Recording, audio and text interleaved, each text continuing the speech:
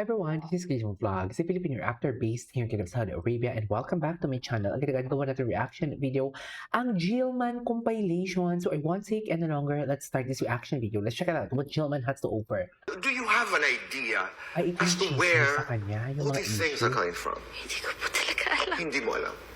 Kawawa, no? Kasi never ko talaga po siya na-meet. And, No, yeah. maliban doon kay Manong Chadwick, itong lahat ng mga may anak, may secret baby, iba-iba, may... Di ba? Kawawa, no? Do you have an idea kung may tao ba na nagpapakalat nito? Hinihingal siya, oh. Ewan ko po ba, Tito Boy, parang every week na lang po may fake news about me. And honestly, Sikat kasi siya. gusto na rin po namin ng GMA na mag-take ng legal action kasi cyber libel na rin po talaga. It's not right. So you're contemplating on filing charges? Yes, gusto ko po talaga na pag-uusapan na rin po namin ng GMA yun. Kasi it's too much. Especially po, it started nga po nung minor po ko. Sobra na rin po talaga. Especially po itong nag-resurface na ginagawa po nilang issue. Mga 16, no? Yes, You were, po. I think, about 15, 16 nung nagsimula ang mga bagay-bagay Dahil na po ito. dun sa second hand na car, Doon nagsimula, no? naakala po nila sobrang mahal. Pero hindi po talaga. Oo. Pero, bahagi ng ating pag-uusap na alala ko sa My Mother, My Story, sabi ko nga, Jillian, you realize that this is part of being, a celebrity. Pero ang naririnig ko ngayon at ang nakikita ko, parang hindi mo na kaya.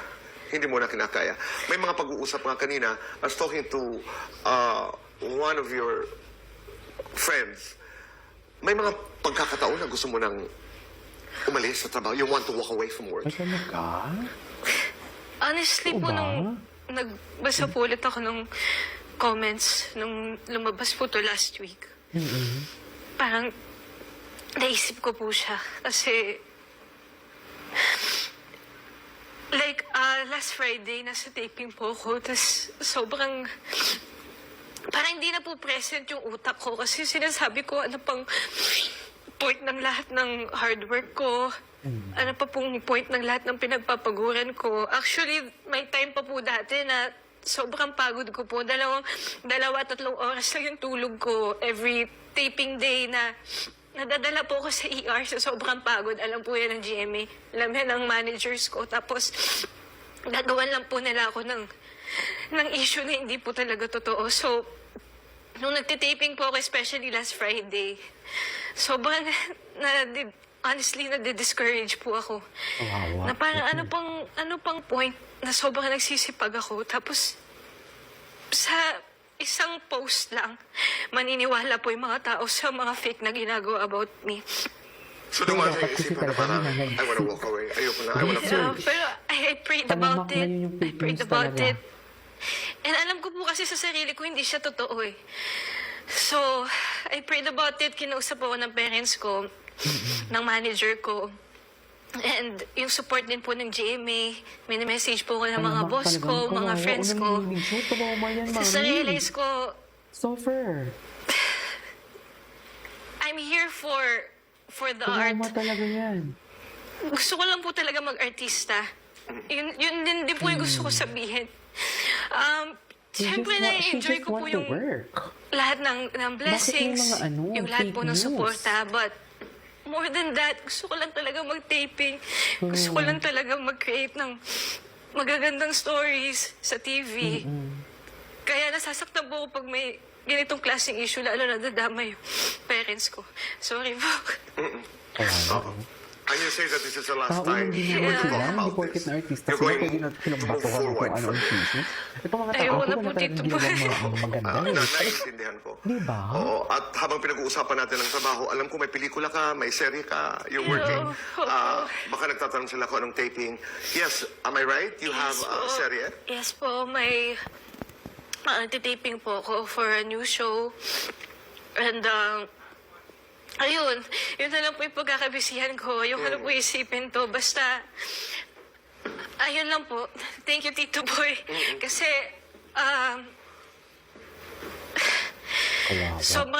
honestly, sobrang hirap po nito for me.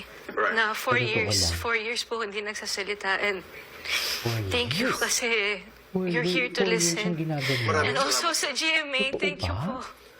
At sa For my family and my friends. your friends, your fans, your family. My fans, thank you Right. po. Grabe. 4 years This is siyang very exciting ginagawa. kasi Ito maraming naman. mga firsts ang magaganap sa Sino buhay ni yan? Jillian. Nahirapan maging Una, maldita? ito yung unang material. She's turning 20 next month. May asawa siya dito. Kaya nga po, Okay lang ba nagulat sabihin? ako Is that eh. okay? Opo, So okay for the lang. first time, you're playing a young woman who is actually married. And who's older than you are, 23, 4, 5, di ba? Opo. So, kumusta? And the other one, and she plays a dual role. That's another first. Si Venice ba? Or Opo, Venice Hermoso. Venice at saka si Si Tata. Tata, opo. Quite interesting. Okay. So maraming mga unang pagkakataon. So talk about it. I mean, playing, isang maldita at isang Yes. napakabuting tao. Opo. Ayun nga po, actually mas challenging pa po ito kaysa sa Abot Kamay na Pangarap. Kasi nung last show ko po na-challenge yung memorization skills ko para sa mga Na medical pinagdudahan terms. nung umpisa. Opo. But you proved them wrong. Opo. Di ba? And Okay. ito naman po, sa akin mas mahirap siya kasi dalawa po yung characters. Lalo po yung Dalawa. isa, maldita po siya. Lagi siya nakikipag-aaway. Eh, hindi po ako sanay magalit. So, lagi po si Derek, lagi niya sinasabi, magalit ka pa, magmura ka, ganyan. Pero, hindi po talaga ako sanay kasi magalit. Pag nagagalit po kasi ako, iniiyak ko lang. Tumatahimik po ako, ganyan. Tapos, syempre po, meron pang accent. Yung mga ganun po. But mom is an Ilongga. Opo. Nakatulong ang mami. Actually po, growing up, naririnig ko naman po siya magsalita talaga ng hiligay nun. Pero hindi niya po ako tinuruan. Ay, Ilongga pala yung mom Tapos niya. nagpapaturo po ako sa kanya. Tapos na-frustrate siya sa akin. Sabi niya, ba't hindi mo makuha, anak? Sabi ko, ma, hindi ko kasalan. Hindi mo po ako tinuruan. Sample lang ng eksena. Halimbawa, I mean, yung shift, that's kind of Wala, interesting. kinakabahan mo ako. Di ba? Yung mula masungit, maldita, to Tata. Pero si Tata palaban, kahit mabait. Opo, palaban po siya. Oo. Pero very bubbly, ganyan. Lagi Right. po siya nakasmile. So, mas ganito po, mas normal na Smile Jillian. Mas Si bubbly. Tata. Mas bubbly. Samantala, Kasi Si Tata na may Ilongga hirap girl. na po talaga ako kasi hindi ako magaling magmaldita. So may Pero certain, sample lang, may certain tingin oo. siya na ganyan. Bakit ito, boy? bakit? May ganun. Hindi ko alam. Sanitizing nga, Bakit? sinungod mo ako Kinakabahan halimbawa siya. dahil kasama ko na si Francis. Nakabahan talaga siya. Okay po. Try natin. Huwag niyo ako Kabado pagtatawa Ben. na ay, Kabado Susan. 20 siya, no? So many stars. Next. Ang una nating panauhin, Okay. Well, Ay, sobrang dami po akong plans for this eto year. si Eman talaga then- dito yung... So what do you think yung Si Eman talaga yung binabanggit niya dito, sa totoo lang. Anyways, that is our for today's video from Jillman Compilation. This is Kiyo Vlogs and see you in my next vlog.